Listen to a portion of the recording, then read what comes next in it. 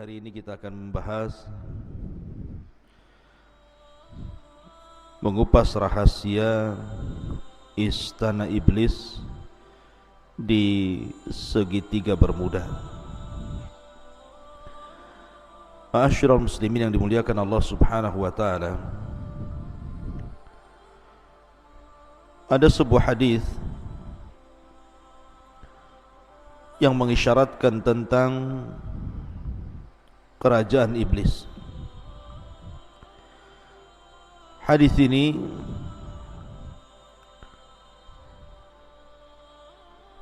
dikeluarkan oleh para ulama hadis, di antaranya Imam Muslim meriwayatkan dari hadis Abdullah ibn Umar radhiyallahu anhuma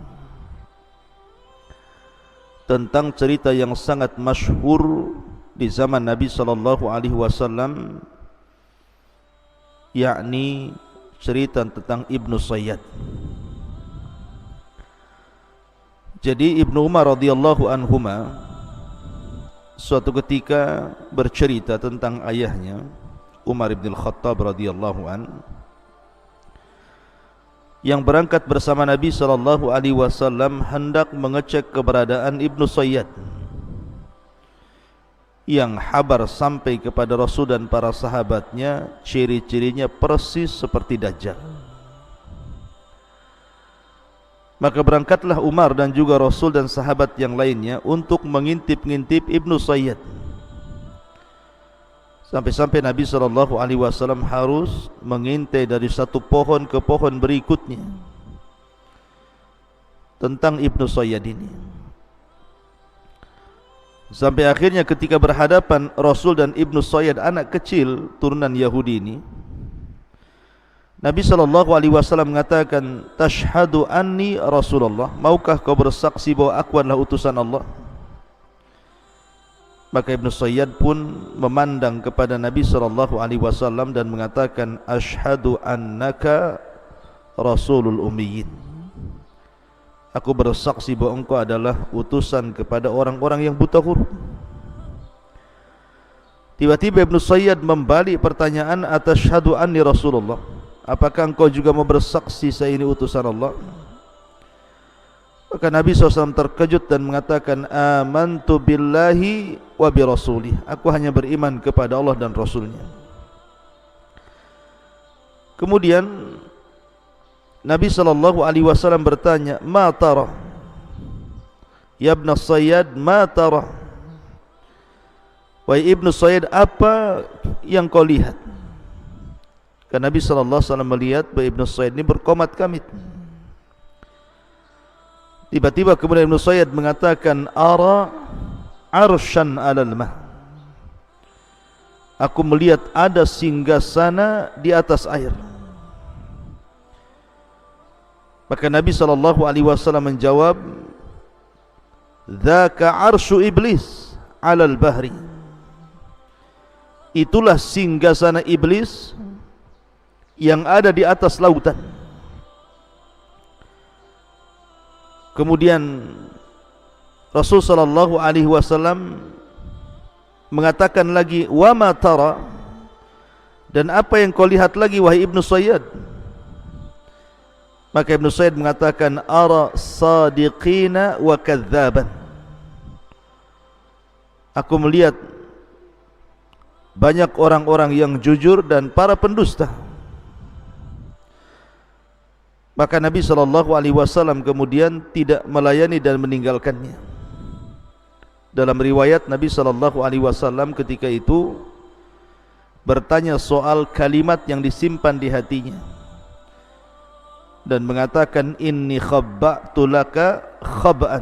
Sungguhnya aku menyembunyikan beberapa kalimat dalam hatiku, coba tebak.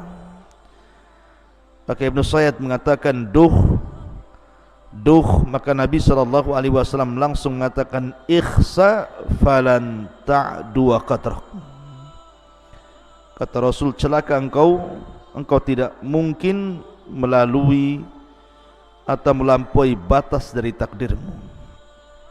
Maka Umar bin Khattab radhiyallahu an marah mencabut pedangnya dan mengatakan, "Da'ni ya Rasul adrib unuqah."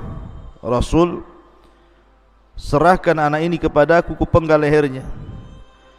Maka Nabi SAW mengatakan, "Iyakunhu fala tusallat alaihi wa illam yakunhu fala khaira laka fi qatli."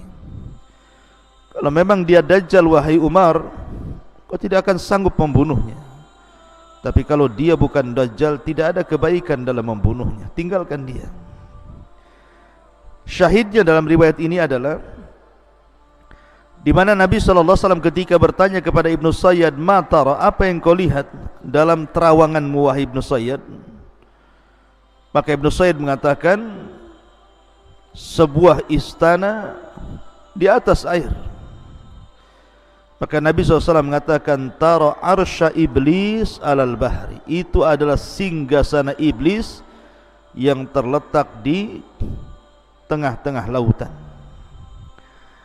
Ma'asyiral muslimin yang dimuliakan Allah Subhanahu wa taala, dari sini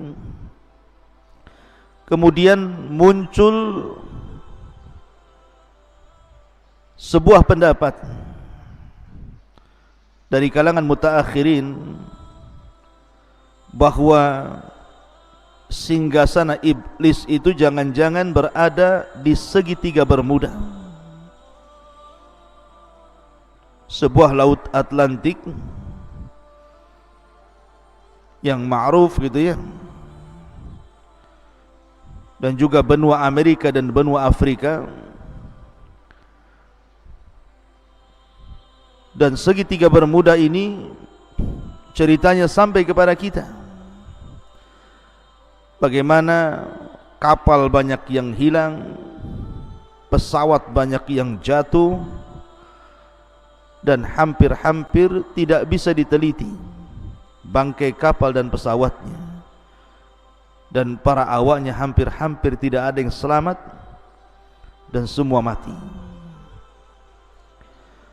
Ma'asyiral muslimin yang dimuliakan Allah Subhanahu wa taala, sampai-sampai orang menyebut segitiga Bermuda ini laut setan atau laut iblis.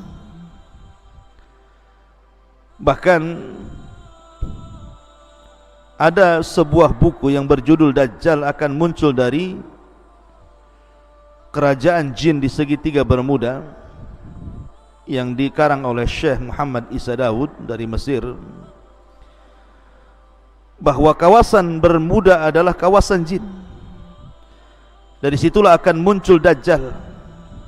Jika benar dakwahan buku itu, tentu tidak akan aneh apa yang disabdakan Nabi SAW, bahwa banyak peristiwa dan kejadian yang menakutkan di segitiga Bermuda itu. Tetapi masalahnya buku ini bermasalah karena pengarangnya Muhammad Isa Daud ini terlampau percaya kepada jin muslim ini, yang jelaskan dalam buku beliau ini bahwa Dajjal akan keluar dari situ. Tentu pernyataan ini juga akan menyelisih hadis Nabi SAW bahwa Dajjal itu akan keluar di bumi sebelah timur. Kemudian Nabi SAW menyebutnya Khurasan. Khurasan itu di mana? Di Iran. Artinya hadis Nabi SAW menjelaskan bahwa kemunculan Dajjal itu di Khurasan, bukan di segitiga Bermuda. Tapi Muhammad Isa Daud ketika berdialog dengan jin, kemudian jin ini menjelaskan bahwa Dajjal akan muncul di kerajaan di segitiga Bermuda, tentu akan menyelisih hadis Nabi SAW. Intinya bahwa berkembang opini-opini di masyarakat bahwa jangan-jangan istana iblis itu ada di segitiga Bermuda tadi, karena banyaknya peristiwa-peristiwa aneh dan banyaknya kapal-kapal dan pesawat yang kalau lewat di segitiga Bermuda hampir-hampir tidak selamat dan tersedot masuk ke dalamnya. Ma'asyiral muslimin yang dimuliakan Allah Subhanahu wa taala. Tapi bagaimana menurut pandangan Islam tentang istana iblis ini? Betulkah berada di segitiga Bermuda sebagaimana prasangka sebagian orang? Ma'asyiral muslimin yang dimuliakan Allah Subhanahu wa taala, sebelum saya kupas tentang masalah ini, saya ingin memulai kajian kita ini mengurut dulu dari mengenal siapa iblis. Kemudian di mana istananya?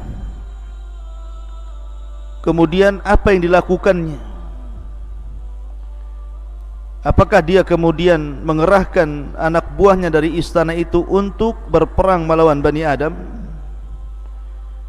Kemudian bagaimana akhir dari kehidupan iblis itu sendiri? Ma'asyiral muslimin yang dimuliakan Allah Subhanahu wa taala, pertama bicara tentang iblis. Iblis ini sebagian para ulama mengatakan ismu Arab, sebuah nama dari nama-nama Arab, ala wazni if'il, mengikuti wazan if'il, di mana mushtaqnya dari kalimat al-iblas.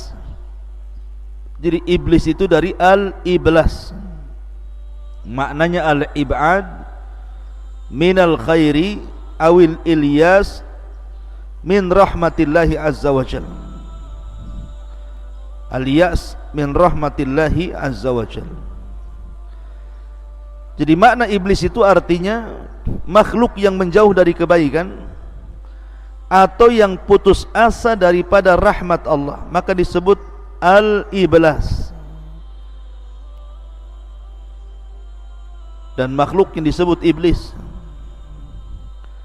walaupun sekali lagi bahwa ada sebagian ulama mengatakan bahwa iblis itu nama ajam. Kemudian kalau kita melihat Al-Quran, maka lafaz iblis dan syaitan itu diletakkan di beberapa ayat dalam Al-Quran. Bahkan lafaz iblis sendiri dalam Al-Quran itu diulang sampai 11 kali. Dan semuanya mufrad, tidak ada yang jama'. Beda dengan syaitan, ada yang mufrad tunggal, ada yang jama' gitu ya. Yang mufrad sekitar 70 kali terulang-ulang dalam Al-Quran, yang jama' sekitar 18 terulang-ulang dalam Al-Quran. Ma'asyiral muslimin yang dimuliakan Allah Subhanahu wa ta'ala, lalu kenapa disebut iblis? Jadi ketika iblis ini dia mengumumkan bahwa dia sudah putus asa dari rahmat Allah Subhanahu wa ta'ala karena perbuatan dia sendiri. Ketika Allah Subhanahu wa ta'ala memerintahkan dia sujud kepada Adam, kemudian dia enggan bahkan sombong. Akhirnya kemudian Allah Subhanahu wa ta'ala usir dia dari langit, dari sorga menuju bumi, dan dia pun meminta kepada Allah Subhanahu wa ta'ala tangguhan sampai hari dibangkitkan.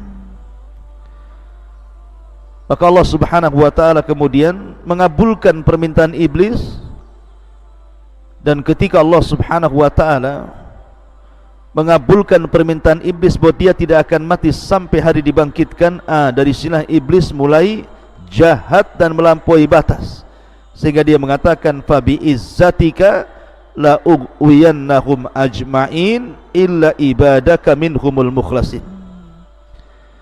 Karena kemuliaanmu ya Rabb, aku akan sesatkan mereka semuanya kecuali hamba-hambamu yang ikhlas. Dan Allah Subhanahu wa ta'ala mengatakan wa inna 'alaikal la'nah ila yaumiddin qala rabbi fa'anzirni ila yaumi yub'atsun qala fa innaka minal munzirin ila yaumil waqtil ma'lum. Dan bagimu wahai iblis laknat sampai hari dibangkitkan. Maka iblis mengatakan, ya Rabb, tangguhkanlah diriku sampai hari dibangkitkan manusia. maka Allah Subhanahu wa taala mengatakan engkau termasuk orang-orang yang akan dibiarkan hidup sampai hari yang ditentukan. Lah Ibnu Katsir rahimahullahu taala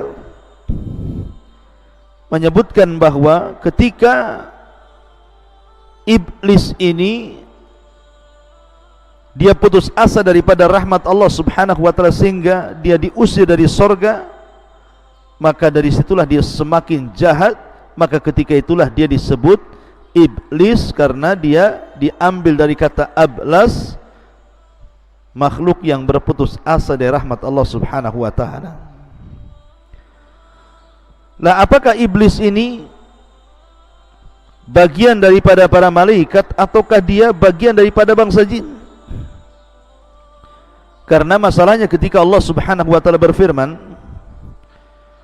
di dalam Al-Qur'anul Karim tentang perintah Allah Subhanahu wa taala kepada Adam kepada para malaikat, wa idz qulna lil malaikati isjudu li Adam fasajadu illa iblis.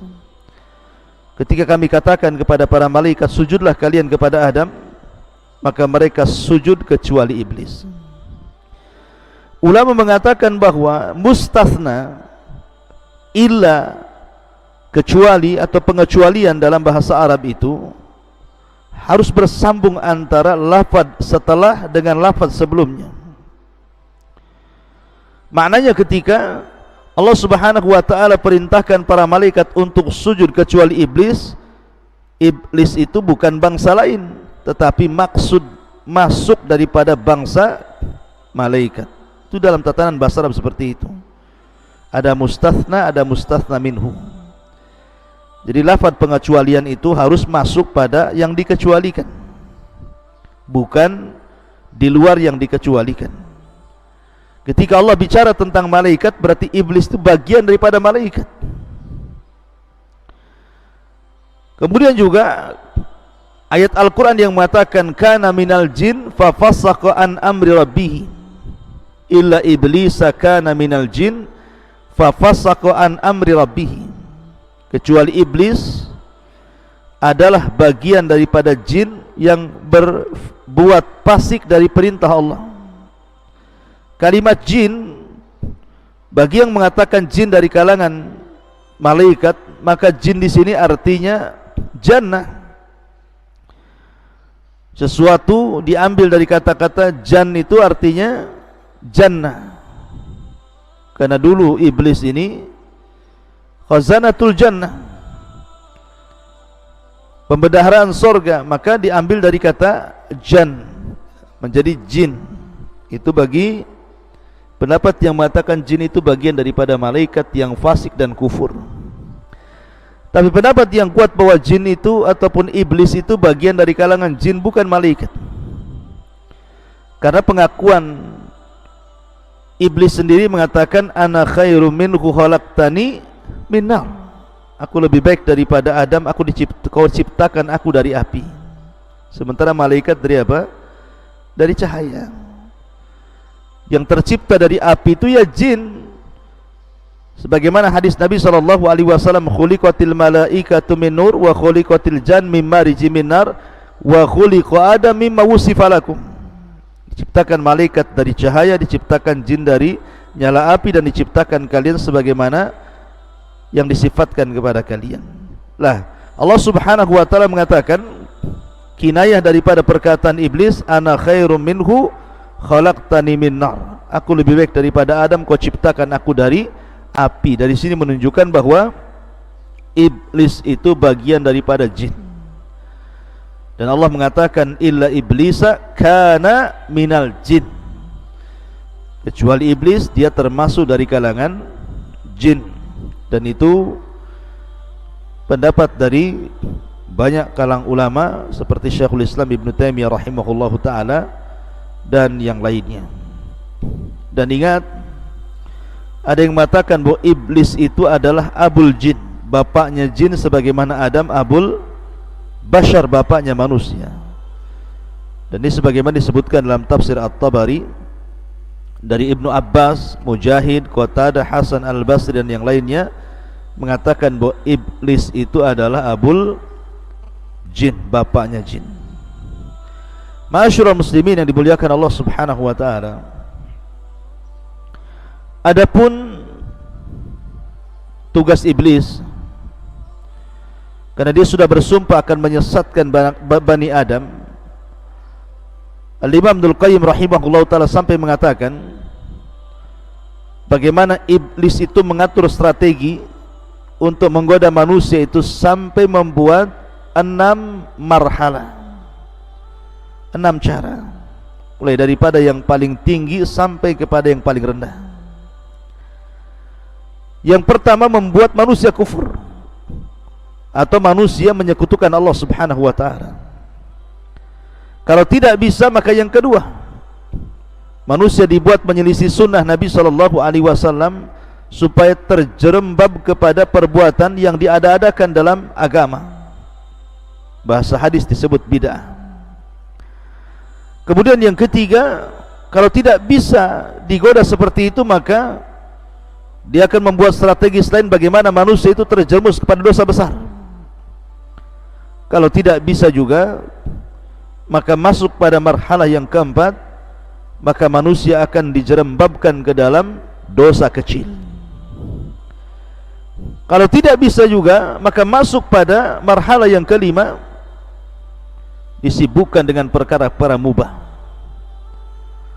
sehingga dilupakan dari ibadah karena sibuk melakukan perkara-perkara mubah. Kemudian yang terakhir, kalau tidak bisa juga disibukkan dengan perkara-perkara mubah, maka akan disibukkan melaksanakan yang tidak afdol dan meninggalkan yang afdol. Begitulah khutuwati syaitan, langkah-langkah setan. Makanya kenapa Allah Subhanahu wa taala selalu memberikan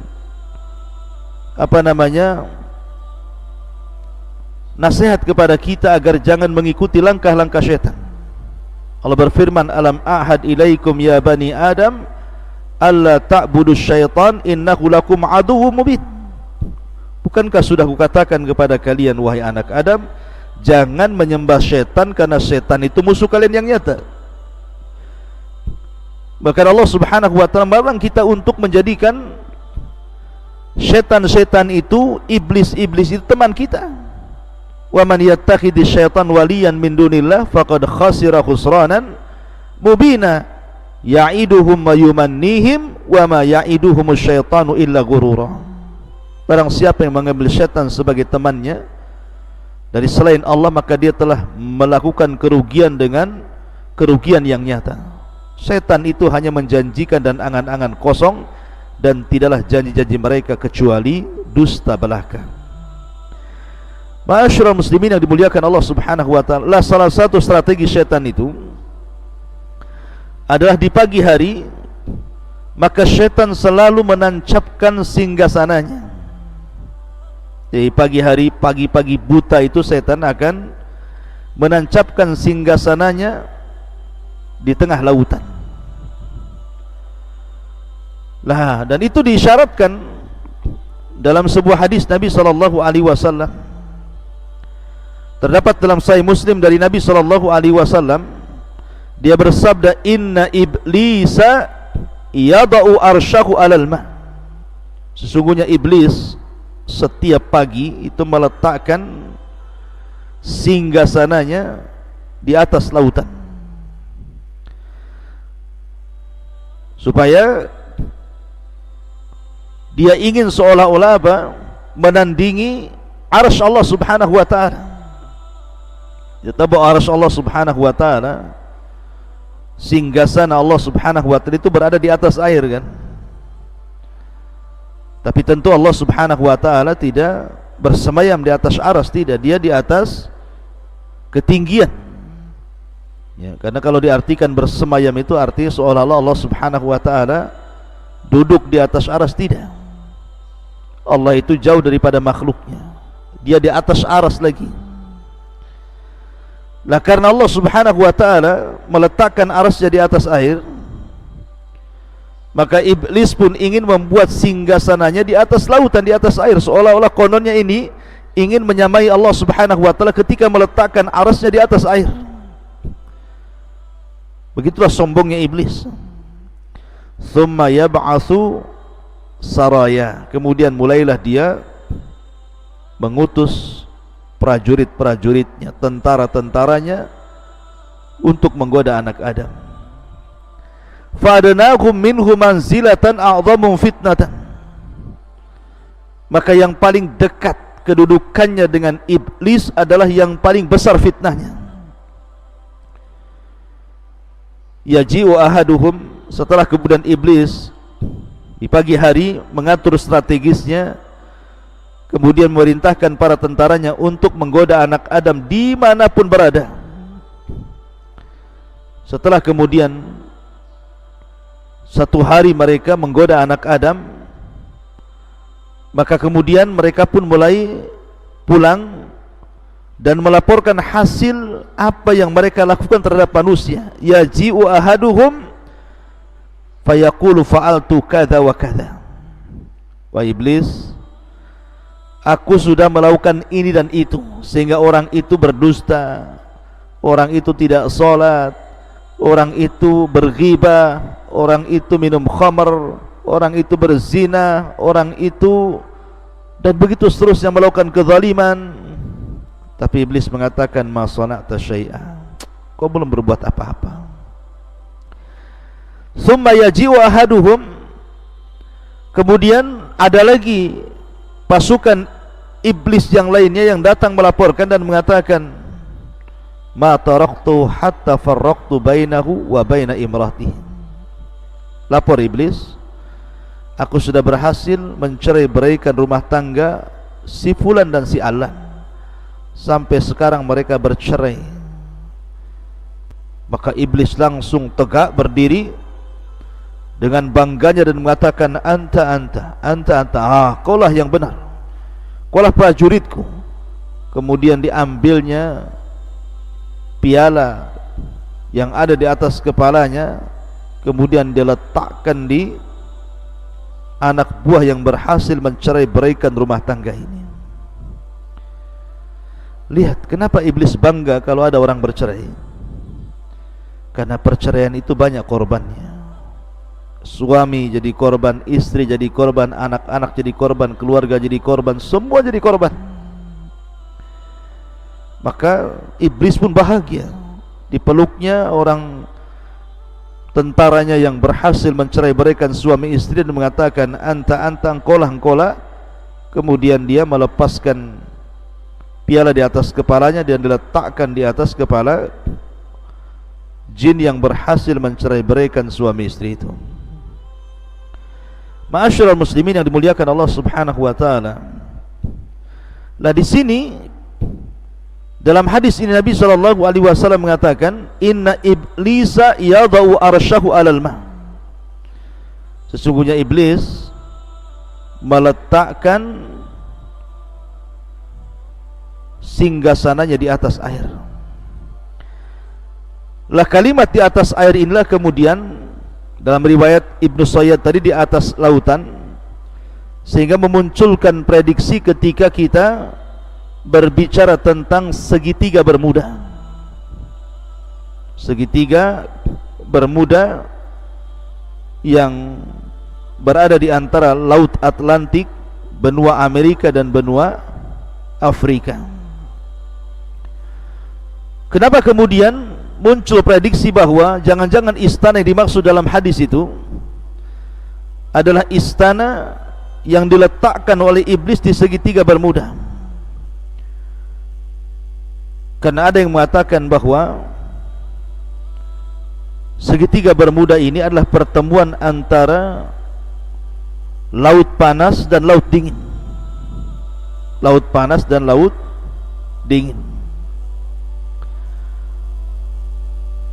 Dan dalam sebuah hadis Nabi sallallahu alaihi wasallam, ketika Nabi sallallahu alaihi wasallam menjelaskan tentang bayangan matahari, kata Nabi sallallahu alaihi wasallam sebagaimana dikeluarkan Imam Ahmad, naha an yujlasa baina dhahhi wa dhilli. Nabi SAW melarang untuk duduk di antara sinar matahari dan di antara bayang-bayang sebuah benda. Jadi kalau seandainya ada pohon, kemudian sinar itu matahari menghadap pohon, kemudian di situ ada separuhnya masuk ke bayang-bayang pohon, separuhnya masuk ke cahaya sinar matahari, kemudian seseorang itu tidur di antara bayang-bayang dan juga cahaya matahari, maka Nabi SAW melarang, tidak boleh. Alasannya Nabi SAW mengatakan karena itu adalah majlisus syaitan, majlisnya syaitan. Ma'asyiral muslimin yang dimuliakan Allah Azza wa Jalla. Lah dari hadis ini kemudian orang mengkiaskan kepada segitiga Bermuda. Karena ada arus dingin berasal dari Amerika, sementara arus panas berasal dari Afrika, kemudian berjumpa di segitiga Bermuda itu. Karena itu adalah tempatnya syaitan. Akhirnya kemudian orang memprediksi bahwa di situ jangan-jangan istananya iblis yang dimaksud dalam hadis Nabi SAW ini. Akan tapi ikhwatu fiddin, saya ingin katakan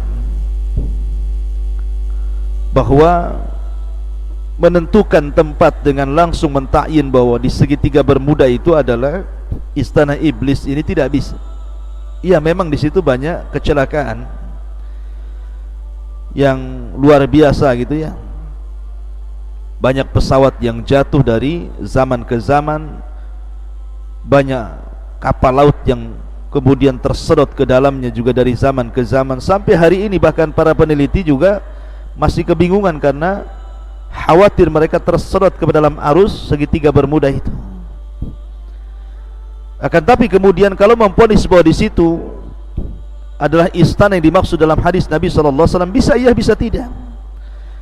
Masalahnya Nabi SAW tidak mengisyaratkan ke arah situ. Dalam hadis tadi Nabi hanya mengatakan bahwa setan itu meletakkan singgasananya di atas air. Bisa saja berpindah-pindah dari satu laut ke laut berikutnya. Sekali-kali di segitiga Bermuda, sekali-kali di tempat lain. Tapi untuk memvonis bahwa hadis ini kemudian adalah diisyaratkan kepada segitiga Bermuda, wallahu alam, maka tidak ada isyarat dalam hadis ini. Karena Nabi SAW hanya mengatakan tentang istana iblis itu berada di atas lautan atau berada di atas air. Soal lautan mana, Allahu alam. Bisa saja berpindah-pindah, bisa jadi satu tempat tinggal di situ. Karena hadis Nabi SAW tidak memberinci seperti itu. Ma'asyiral muslimin yang dimuliakan Allah Subhanahu wa taala. Dan yang lebih ngerinya lagi adalah ketika iblis ini memunculkan singgasananya setiap pagi, kemudian mengutus tentaranya untuk menggoda Bani Adam. Kemudian ketika iblis sudah selesai tugasnya dan mereka pulang melaporkan hasilnya, maka di samping singgasana itu ada ular yang sangat besar. Sebagaimana isyarat dalam hadis Ibnu Sayyad yang dikeluarkan oleh Musnad Imam Ahmad, bahwa Ibnu Sayyad mengatakan ara arsyan alal bahri haulahul hayyat. Aku melihat singgasana di atas lautan dan di sekitarnya banyak ular. Ada ular. Kenapa kemudian ular? Kita teringat dengan kisah ketika Adam di sorga. Ada kisah Israiliyat. Ketika iblis sudah dikeluarkan dari sorga, kemudian Adam dimasukkan ke sorga. Iblis kan tidak bisa masuk ke sorga. Akhirnya kemudian dia bekerja sama dengan ular yang keluar masuk ke dalam sorga. Dan berhasil dia masuk. Dan berhasil pula dia memberikan was-was kepada Adam. Akhirnya Adam dan Hawa makan buah larangan dan terusir pula dari sorga. Lah karena ular ini sudah berjasa memasukkan iblis ke dalam sorga hingga mampu menggoda Adam, makanya sangat dimuliakan ular ini. Jadi setiap kemudian tentaranya datang membawa laporan, maka ular itu ada di sekitar situ dan dimuliakan sama iblis. Makanya Ibnu Sayyad mengatakan ara arsyan alal bahri haulahul hayyat. Aku melihat sebuah singgasana di atas lautan dan dikelilingi dengan ular. Maka Nabi SAW mengatakan sadaq dzalika arsyu iblis. Ya benar, dia benar, tetapi itulah istana iblis. Tapi sebagian para ulama mengatakan bahwa tambahan haulahu hayat dalam hadis yang dikeluarkan dalam Musnad Imam Ahmad ini adalah tidak sabit. Jadi lafaz yang sahih yang sampai kepada Nabi hanyalah kata-kata ara arsyan alal bahri. Berkata Ibnu Sayyid itu, saya melihat singgasana di atas lautan. Adapun tambahan haulahul hayat, di sekelilingnya banyak ular, maka itu tambahan yang tidak sabit, yang tidak tetap bagian daripada hadis Nabi sallallahu alaihi wasallam. Wallahu alam tentang masalah singgasana iblis ada di lautan mana gitu, apakah di segitiga Bermuda atau di tempat yang lainnya, karena tidak ada isyarat yang jelas tentang masalah ini. Ya bisa iya, bisa tidak gitu ya. Tapi yang jelas kita yakini bahwa setiap hari iblis menancapkan istananya di tengah lautan, lautan mana terserah gitu ya. Kemudian mengutus tentara-tentaranya berusaha menggoda anak Adam, sampai akhirnya iblis merasa senang apabila tentaranya membuat cerai-berai suami istri dan meletakkan piala di atas kepalanya dan mengatakan anta sambil memeluknya. Wallahu a'lam bishawab. Mudah-mudahan ada manfaatnya. Subhanallah bihamdika asyhadu an la ilaha illa anta astaghfiruka wa atubu ilaik. Allahu ta'ala. Assalamualaikum warahmatullahi wabarakatuh.